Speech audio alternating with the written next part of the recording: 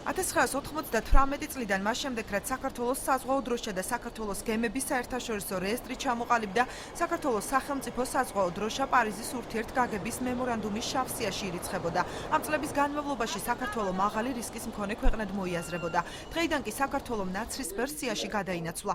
როგორც საზღვაო ტრანსპორტის სააგენტოში განმარტავენ, ეს სოლიდურ გემთმფლობელებს დააინტერესებს, რაც ეკონომიკურ სარგებელს მოიტანს. პირველ რიგში გაიზრდება ქვეყნის ცნობადობა საერთაშორისო მასშტაბით, ასევე საშუალებას მოგცემს დავარეგისტრიროთ ქართული დროშის ქვეშ ხარისხიანი ახალი გემები, რაც ავტომატურად ნიშნავს სახელმწიფო ხაზინაში გაზრდილ შემოსავლებს, ასევე სამომავლოდ, როდესაც გემების რაოდენობა გაიზრდება, ქართულ მეზღვაურებს მიეცემათ საშუალება და ჩვენ ამისთვის ყველაფერს გავაკეთებთ, რომ დასაქმდნენ ქართული დროშის ქვეშ მცურავ გემებს. ეკონომიკური სარგებელი გემების რეგისტრაციის შედეგად უპირველეს ყოვლისა არის ტონაჟის მოსაკრებელი, რომელიც უშუალოდ და პირდაპირ ირიცხება სახელმწიფო ხაზინაში. სახელმწიფო საზღვაო დროშის შავი სიი და ნაცრისფერ სიაში გადასვლის დადებით მხარეებზე საუბრობს საზღვაო აკადემიის დეკანიც. ამ ეტაპზე ქართული დროშის ქვეშ 6 გემი ცურავს, მათგან ქართველი მეზღვაური არც ერთზე დასაქმებული არ არის.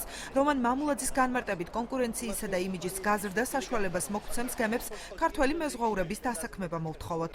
მაშინ, როდესაც ჩვენი დროშა იყო შავ სიაში, ბუნებრივია გემები, რომლებიც მოდიოდნენ და რეგისტრირდებოდნენ, ალბათ მათაც არ იყვნენ ისეთი წარმატებულები, თორე რომელი წარმატებული გემი ისურვებს, რომ დარეგისტრირდეს იმ ქვეყნის დროშის ქვეშ იცურვოს, რომელიც შავ სიაშია, ხო?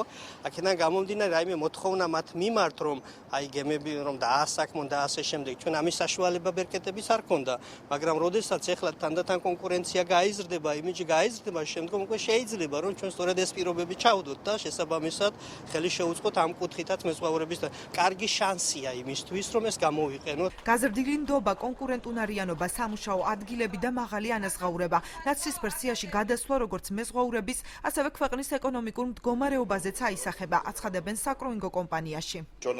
შავი სიის გამო ჩვენი მეზღვაურები უფრო მაღალ ანაზღაურებად გემებზე ვერ მუშაობდნენ. ნაცრისფერ სიაში გადასვლით კი მეზღვაურებს საშუალება ეძლევათ გაზრდილი ანაზღაურება მოითხოვონ და მაღალი თანამდებობები დაიკავონ. ეს როგორც მეზღვაურების, ასევე ქვეყნის ეკონომიკურ წინსვლაზე აისახება. არსებობს სამი ტიპის საერთაშორისო სია: შავი, ნაცრისფერი და თეთრი. შავ სიაში ისეთი ქვეყნები ირიცხება, რომელთა დროშის ქვეშ მაღალი რისკის მქონე გემები დაცურავს. ნაცრისფერი სია კი დაბალი რისკის მქონე გემების რეესტრს გულისხმობს.